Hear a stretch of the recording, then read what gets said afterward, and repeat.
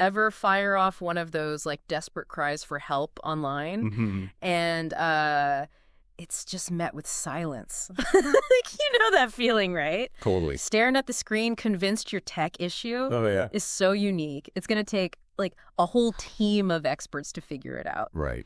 Well, today we're diving into two sources that promise to like totally transform your online help getting game. I love it. We're going to unpack don't ask to ask, just ask. Okay. And how to ask for help online. Right. And they both deal with this whole like getting your questions answered online thing. Yeah. But they come at it from slightly different angles. So interested. if you're ready to like say goodbye to those online help-seeking facepalms, let's jump in. Let's do it. Okay. So, yeah. Have you noticed this? Wait. That like we often sabotage our own chances of getting help online. Oh, absolutely. Without even realizing it. That's so true. It's like hitting reply all. Oh. When you meant to send that snarky comment just to your friend. The worst. But seriously. Yeah. I've seen this so many times in forums and stuff. Yeah, yeah. Someone pops in and they're like, is anyone a coding wizard here? Oh, yeah. And then crickets. The sound of crickets. Why is that? Well,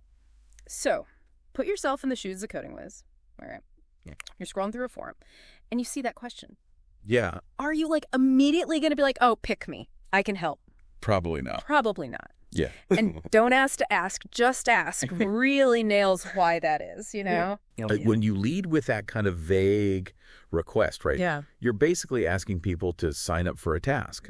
That could be anything from like a 5-minute fix to like a coding odyssey that takes days. Oh, wow. It's risky. Yeah. They don't know what they're getting into. It's true. And they don't know if it's even something that like they're actually good at. Right, right. So it's a big ask. It'd be like walking into a bakery and being like, anyone here feel like baking me a cake? Right. But like no specifics, you know? Yeah. Not what kind, not when you need it. Exactly. Just like cake. Yeah. You get some weird looks. Yeah, exactly. And what's interesting is don't ask to ask talks about this whole common sense problem solving thing. Okay. Like yeah. you'd be surprised how many people out there might not be like experts. Yeah. But they could still point you in the right direction. Oh, interesting. If you ask in the right way. So, cut to the chase. Exactly. Get to the point. Don't make them guess what's going on. Exactly. Yeah. So, instead of that whole, is anyone a Java expert thing? Right. What would be a better way to phrase that? Well, you could say something like, hey, I'm trying to get this function to work in Java. I'm mention specific version or framework, by the way. Okay, point. And I've already tried X, Y, and Z. I like that. Any ideas? Oh, okay. So you're giving context. Yeah. And you're showing you've put in some effort. Right. It's not just like, do my work for me. It's like saying, I'm lost. Can you help me find my way? Versus, hey, have you seen a very confused person wandering around aimlessly? Exactly. Be specific. Specificity is key. Yeah. You got to give them something to work with. It's about providing those breadcrumbs that lead to a solution. Right. Instead of forcing them to navigate a maze of uncertainty, you're saying, here's the map, here's where I think I am, and here's where I want to go. And that brings us to our next source, How to Ask for Help Online, which dives even deeper into the anatomy of an effective help request. Okay, so this source is all about treating a help request like a 5-star restaurant order. You're not just throwing out a vague, I'll have the usual. You're giving them the full rundown so they can serve up the perfect solution. Exactly. And what I appreciate about How to Ask for Help Online is that it goes beyond just listing what information to include. It emphasizes the why. Each element of a well-crafted request serves a purpose, making it easier for those on the receiving end to understand your problem and offer relevant help.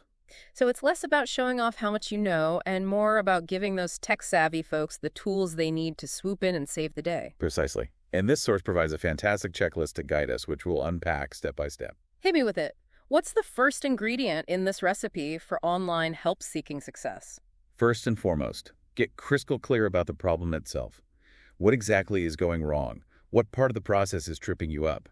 So not just my computer is broken, but more like my laptop screen keeps flickering when I try to open this specific design program. Exactly.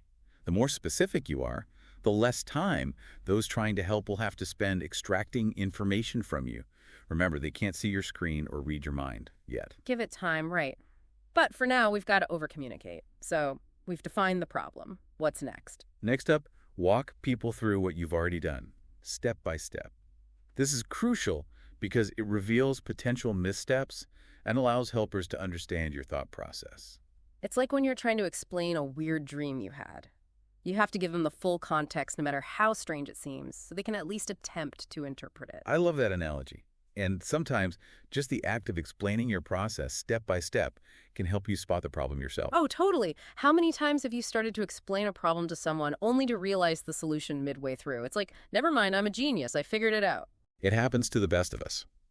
Now, once you've laid out your steps, clearly state what you expected to happen versus what actually transpired. So it's like, I hit the publish button expecting my masterpiece to go live on the internet, but instead my computer started speaking in ancient Sumerian and offering me cryptic life advice. Well, hopefully not that extreme, but you get the idea. This comparison highlights the discrepancy between your expected outcome and reality, making it easier to pinpoint the source of the problem. And let's not forget about those cryptic error messages. Absolutely. Don't be afraid to include them, even if they look like a foreign language to you. To someone familiar with the system or software, those error messages are like clues in a detective novel. It's like saying, I found this weird coded note at the scene of the crime. It might be gibberish to you, but to Sherlock Holmes, it's a smoking gun. Exactly.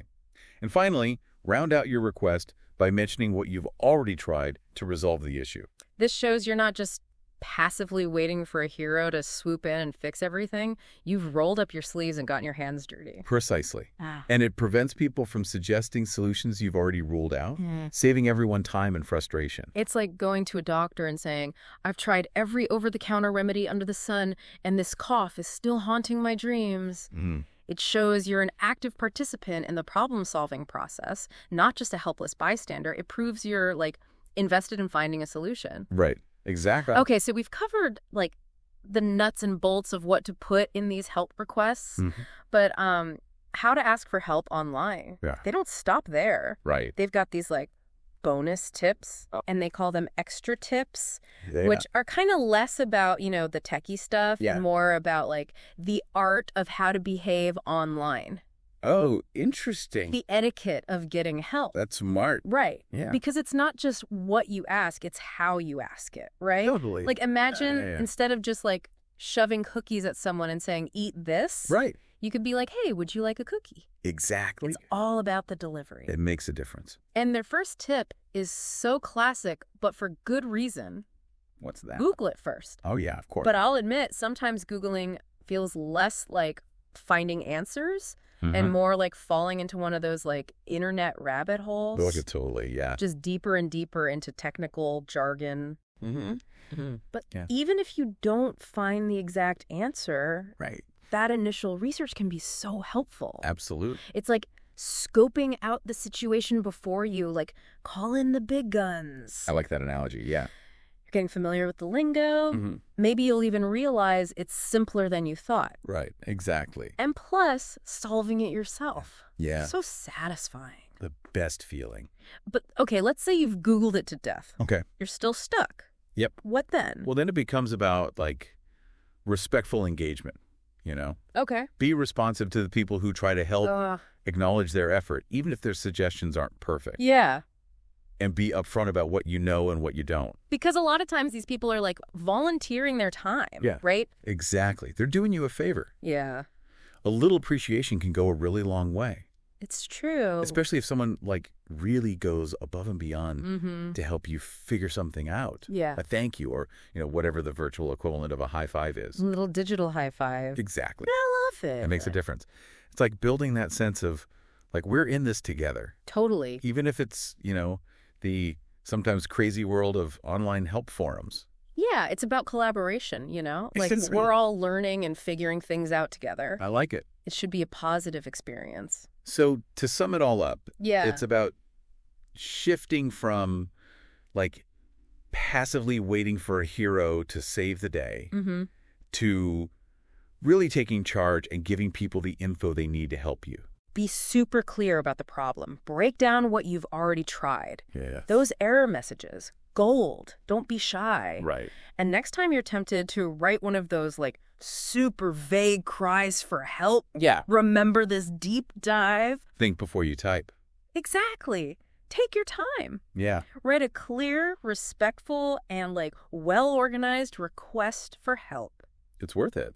You might be surprised by how helpful people can be. Oh, for sure. And hey, if you come across any awesome help-seeking ninja moves, share them with us. Yeah, we'd love to hear them. We're always down to learn new tricks for navigating the internet. Always learning. Until next time, happy problem solving, everybody. See ya.